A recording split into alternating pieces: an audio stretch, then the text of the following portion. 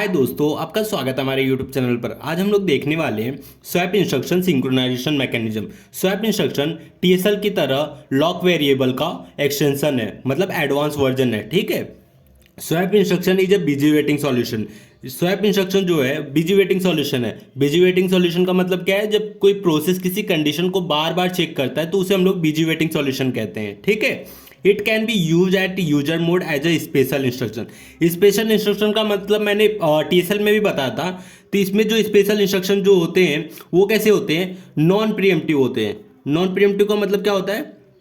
आप लोगों को पता है नॉन प्रीएम्प्टिव का मतलब क्या होता है? नॉन प्रीएम्प्टिव का मतलब होता है किसी जब कोई प्रोसेस रन कर रहा है तो उसे प्रीएम्प्ट नहीं कर सकते, उसे नॉन प्रीएम्प्टिव करते हैं। ठीक है, नॉन प्रीएम्प्टिव होता है और इसका नाम है एक एटॉमिक। एटॉमिक मतलब जब कोई नॉन प्रीएम्प्टिव का एक और नाम है एटॉमिक, मतलब जब कोई प्रोसेस रन करेगा तो एटॉमिकली वो रन करते रहेगा, उसको कोई हटा नहीं सकता। ठीक है, डीएलोकेट नहीं कर सकता। ठीक है, तो इसका दो नाम है स्पेशल इंस्ट्रक्शन, इसलिए ये हार्डवेयर लेवल पे स्पेशल इंस्ट्रक्शन जो है ये मतलब हमारे सॉफ्टवेयर में ऐड हो जाता है, यूजर सॉफ्टवेयर में, और ये स्पेशल इंस्ट्रक्शन ऐड होने के बाद हमारा हार्डवेयर सॉल्यूशन बन जाता है। ठीक है, अभी तक हम लोग सॉफ्टवेयर सॉल्यूशन पढ़ रहे थे, अब ये हार्डवेयर सॉल्यूशन मतलब यूजर प्रोसेस के साथ साथ एटॉमिक मतलब नॉन प्रीएम्प्टिव प्रोसेस भी आ जाता है। मतलब स्पेशल इंस्ट्रक्शन के आने की वजह से ये हार्डवेयर सॉल्यूशन बन जाता है। ठीक है, मल्टी प्रोसेस सॉल्यूशन, जैसे कि हम लोग लॉक वेरिएबल में पहले ही पढ़ लिए, टीएसएल में भी पढ़ लिए कि ये मल्टीपल प्रोसेस क्रिटिकल सेक्शन को एक्सेस करता है, इसलिए मल्टी प्रोसेस सॉल्यूशन है। ठीक है, it is a lock based solution. मतलब ये जैसे कि हम लोग पहले भी पढ़ चुके, लॉक से एक ग्लोबल वेरिएबल डिफाइन करते थे और उसी से हमारा मतलब इंटरसेक्शन क्रिटिकल सेक्शन और जो एग्जिट सेक्शन होता है वो बेस होता है लॉक के, इसलिए लॉक हमारा लॉक बेस्ड सॉल्यूशन है। ठीक है, तो चलिए इसका हम लोग इंप्लीमेंटेशन लिख लेते हैं। जब इंप्लीमेंटेशन लिखेंगे तो आपको ऑटोमेटिक ये सारे पॉइंट कवर हो जाएंगे। ठीक है, तो सबसे पहले हम लोग इंप्लीमेंटेशन लिख लेते हैं। Implementation of swap instruction. ठीक है, सबसे पहले हम लोग क्या करेंगे, एक बूलियन टाइप का बूलियन, आपको पता है ये बूलियन डेटा टाइप क्या करता है? ट्रू और फॉल्स वैल्यू स्टोर करता है। ठीक है, तो बूलियन लॉग, हम लोग लॉग की एक वैल्यू इनिशियल करेंगे ग्लोबल वेरिएबल, उसकी इनिशियल वैल्यू हम लोग फॉल्स डाल देंगे हमेशा की तरह। ठीक है, हम लोग टीएसएल में भी यूज किए थे, अब यहाँ भी यूज करेंगे क्योंकि ये सब एक ही जैसा है। और आप लॉक वेरिएबल पढ़े होंगे, वहाँ भी यही चीज़ यूज होता है। ठीक है, हम लोग ग्लोबली भी लॉक की वैल्यू डिक्लेयर कर देते हैं, फिर उसके बाद एक प्रोसेस के लिए हम लोग प्रोसेस का कोड लिख देते हैं, वाइड प्रोसेस आई इंट आई। ठीक है, ये क्या करेगा? जब कोई प्रोसेस, समझ लीजिए आई प्रोसेस आ रहा है तो उसका कोड चलेगा। तो सबसे पहले क्या चलेगा? बूलियन, हम लोग एक बूलियन डेटा टाइप फिर से लिए, बूलियन की, समझ लीजिए जो हमारा प्रोसेस है वो की नाम से वैल्यू है। ठीक है, की वैल्यू हम लोग इनिशियल क्या डिक्लेयर कर देंगे? अगर प्रोसेस कोई आया तो उसकी इनिशियल की वैल्यू समझ लीजिए ट्रू हो जाएगी। ठीक है, हम लोग की वैल्यू क्या कर देंगे? ट्रू कर देंगे। फिर उसके बाद हम लोग कंडीशन चलाएंगे, क्योंकि ये बिजी वेटिंग सॉल्यूशन है इसलिए वाइल वन। ठीक है, वाइल वन इसके अंदर हम लोग लिखेंगे जो हमारा बिजी वेटिंग सॉल्यूशन रहेगा। उसके बाद सबसे पहले हम लोग क्या करेंगे? अपना नॉन क्रिटिकल सेक्शन को एक्सेस करेंगे, नॉन क्रिटिकल सेक्शन। ठीक है, नॉन क्रिटिकल सेक्शन में हमारा होने के बाद जब हमारा इंट्री सेक्शन आता है तो इंट्री सेक्शन में हम लोग बिजी वेटिंग सॉल्यूशन को डालते हैं। ठीक है, बिजी वेटिंग आपको पता ही है, वाइल से हम लोग का डिनोट करते हैं, वाइल की इक्वल टू ट्रू। जब की वैल्यू ट्रू रहेगी, ठीक है, तो उसके बाद क्या होगा? फिर उसके बाद हम लोग स्वैप फंक्शन का कॉल करेंगे। ठीक है, स्वैप फंक्शन का कोड अभी लिखूंगा मैं। इस स्वैप फंक्शन में क्या करेंगे? हम लोग एड्रेस ऑफ लॉक का एड्रेस और जो हमारा की है उसका एड्रेस, ठीक है, दोनों का एड्रेस हम लोग भेजेंगे इस स्वैप फंक्शन में। ठीक है, फिर हमारा सी जो रहेगा वो क्रिटिकल सेक्शन रहेगा। ठीक है, क्रिटिकल सेक्शन रहेगा, ये देखिए जो हमारा सी पार्ट रहेगा वो क्रिटिकल सेक्शन रहेगा।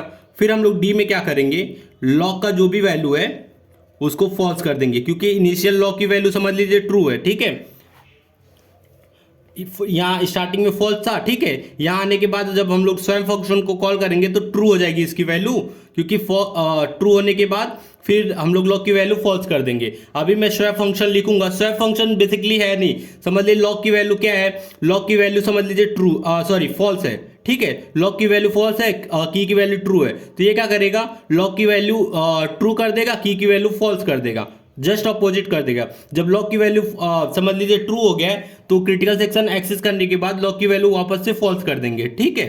तो फिर उसके बाद हम लोग क्या करेंगे, हमारा कोड को कंप्लीट कर देंगे, ठीक है।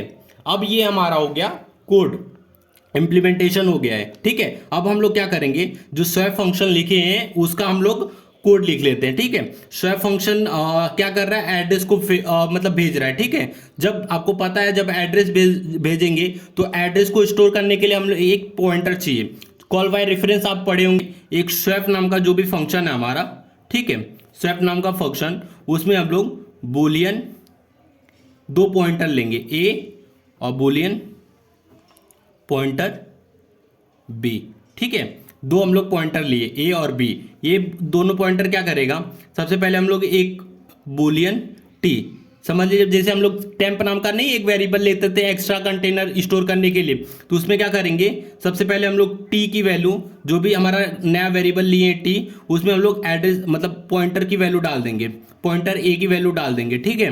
ए की वैल्यू डालने के बाद पॉइंटर ए, ठीक है। अब जो बी की वैल्यू है वो ए में डाल देंगे, ठीक है। अब क्या करेंगे, और जो पॉइंटर बी खाली हो गया है तो उसमें टी की वैल्यू डाल देंगे, ठीक है।